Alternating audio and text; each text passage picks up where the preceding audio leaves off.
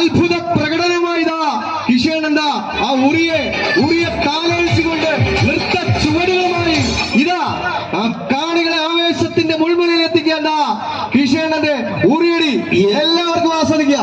എങ്ക നടை പോതുമാ എന്നും കൊഞ്ചം വേണമാ എന്ന് പറഞ്ഞുകൊണ്ടാണ് അദ്ദേഹം ഇപ്പോൾ ഡാൻസ് ചെയ്യുന്നത്. യുവാക്കളുടെ പ്രതികാര ചെണ്ടമേളത്തിന്റെ ചെണ്ടമേളത്തിൽ